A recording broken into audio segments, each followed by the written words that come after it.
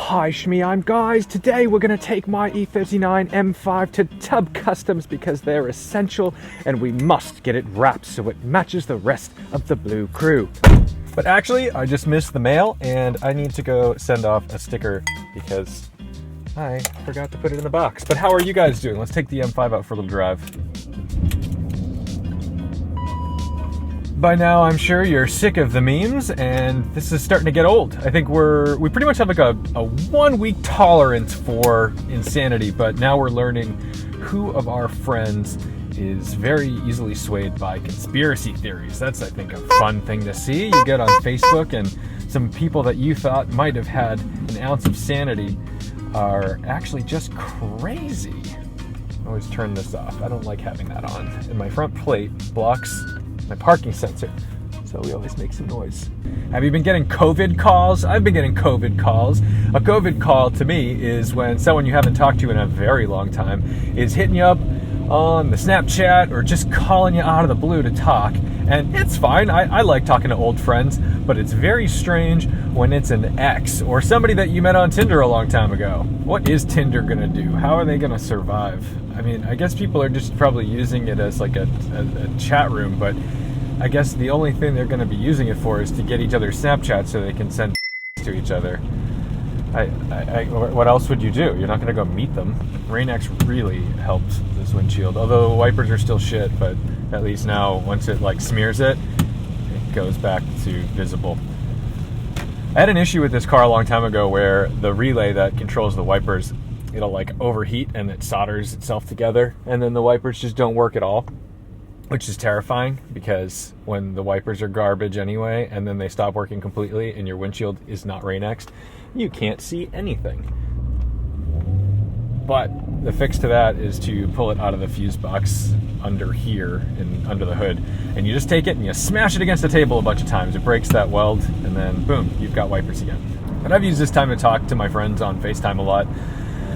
And trying to think of good video ideas, it's tricky because on the one hand, you want to make fun, happy videos where you're showing off cars and the lifestyle and all that stuff, but the lifestyle doesn't exist right now. We're all at home. We're all just sitting. And so I tried to do this live streaming thing, and YouTube used to have this phenomenal way to live stream. All you had to do was create a Google Hangout, you get on your guests, and then boom, straight to YouTube Live. But then they canceled that because they must have had incentives from subscription services like Zoom or something, I don't know. But anyway, you can't do that anymore. So now you have to use like OBS and then an NDI plugin and a whole thing. And it's like gibberish to me. And I set it up yesterday, me and Chris Amos gave it a shot, and it was fine for like 5 minutes, and then it just turned into a shit show. And it was like trying to use dial-up networks in 2001, just did not work. So that was a bummer, and it all fell through.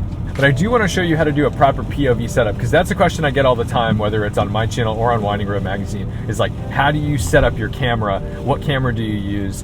Because the reason why our POV looks like this is because we have the camera set so low on our faces. If you're using the strap that goes around, I should just leave this on. When you have the strap on your forehead, it just looks like garbage because it's too high, it's super unnatural. So it looks like it's like on top of your head looking down at the car, and it looks really weird.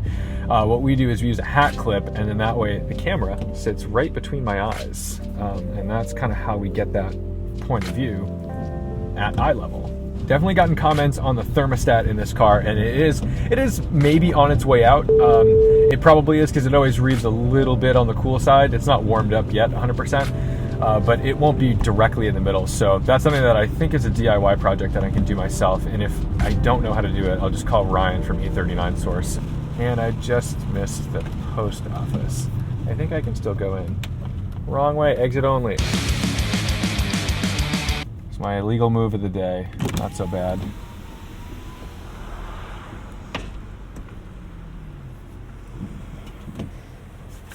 This goes off to Knoxville, Tennessee. Thank you, Brady. If you want your sticker, you can hit me up on Instagram and just DM me. I'll get you a sticker. It's $5, and it's a great way to support me. A little traction control action on the M5. Oh yeah.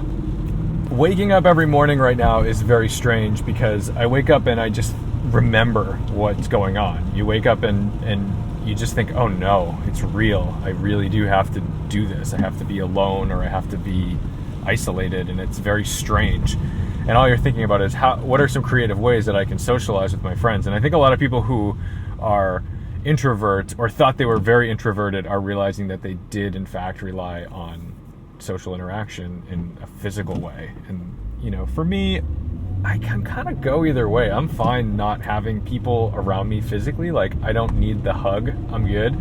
But I think sitting around with other people is something I really crave right now. I don't know. I want to have fun.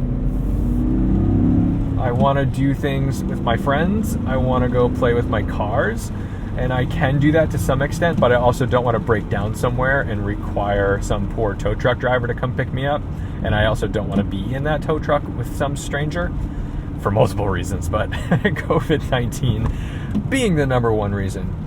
I hope that you guys are finding ways to stay occupied and motivated. Motivation for me right now is the trickiest thing, is because it's really easy to just get in a funk and be like, nah, man, I'm not going to do anything. I'm just going to sit and watch TV all day and waste the day, because the day feels strange. My sleep schedule is totally shot right now.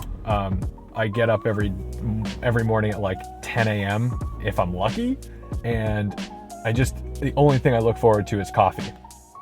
So that's a tricky thing. It's like, I still need to create things. I need to go take photos. I need to line up my jobs. I need to get everything done. And for people who are working from home, I'm sure that's like a little more simple, because you've got like, oh, I'm checking my emails and I'm on this conference call and I'm keeping a schedule. But there's a lot of people who have been laid off, and those people are going to have to figure out, like, how do I occupy my time without murdering my family? Like, staying sane. Like, thank God I get along well with my parents. That's like huge. Although they do watch the news 24/7, and I'm trying to get them to slow that down, because it's just this sick reminder of what's going on every second of the day. And it's not even that it's sensationalized. It could be straight up facts, but like, you can't listen to these things all day. It'll wear down your tolerance for sanity. Like, you've got to just turn it off. Do the things you need to do. Don't go to like the grocery store as often as you would. Don't go out with your friends. Obviously you can't go to dinner because everything's closed. But like, after that, just tune it out. Like, tune it out. Find something else to occupy your time. So I will talk to you soon. Don't forget to respect the drive and try not to do asinine shit that totals your car and forces people to have to come interact with you. Yeah, that's a good message.